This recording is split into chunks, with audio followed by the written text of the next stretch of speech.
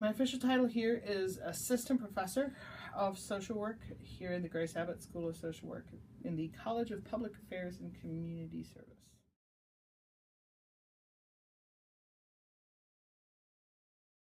There are approximately 6,600 children in the most recent year for which we have data, which is federal fiscal year 2015, that spent any time in foster care. During that year, out of that approximately 6,600, 339 of those were listed as having been abandoned children. Of that 339, 193 were male and 146 were female.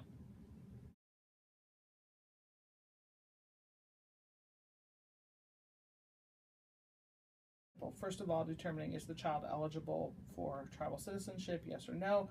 If the child is not eligible, then the tribes are not involved. They don't have to be involved. There's no need.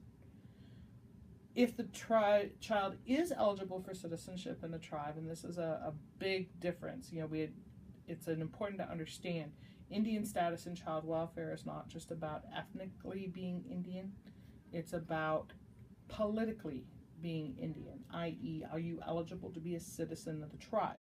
And it's important to understand that difference because tribes are allowed to identify who their citizens are in whatever way they choose. So they can choose blood quanta, they can choose lineal heritage, they can choose whatever means that they want to identify as this person is one of our tribal members.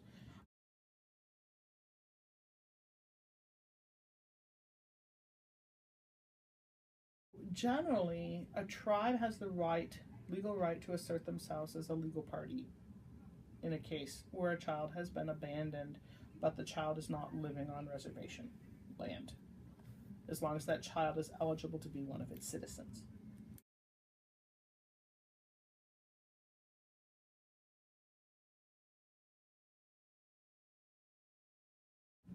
From what I can tell from the data that is available, because I checked the cast of what would be the normal things you'd want to look at that we know are concerns not only for Native Americans but for other people, such as substance abuse by parents, etc. There are no differences in what leads to abandonment between Native American children and white children.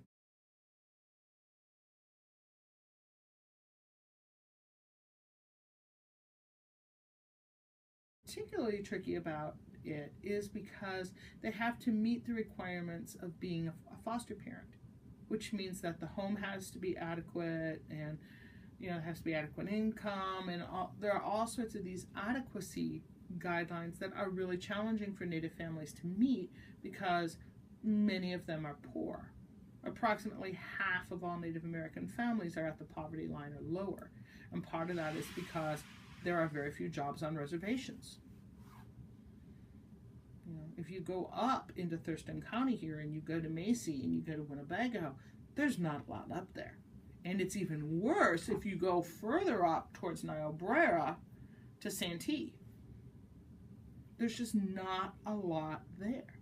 And then you go to some of the other bigger and more well-known reservations. Indian reservations tend to be rural. They tend to be deliberately isolated. Native critical theory scholars have said that reservations were intended to be concentration camps. If you look at how isolated they are, you have to wonder. Pine Ridge is a horridly isolated place, and the unemployment rate is 30–40%, maybe even worse, but it's very high, and with one of the lowest life expectancies in the Western Hemisphere. The only place in the Western Hemisphere that has a lower life expectancy than Pine Ridge Indian Reservation is the country of Haiti. I think, especially for Native kids, especially Native kids that end up getting abandoned, helping them to understand who they are. Because inevitably, any abandoned child, if they know they're abandoned, later on in life is going to ask, why? Most adopted kids ask, why was I adopted? Why was I given up? Why was I abandoned? So you have that identity piece, And then you have what it means to be Native on top of all of that.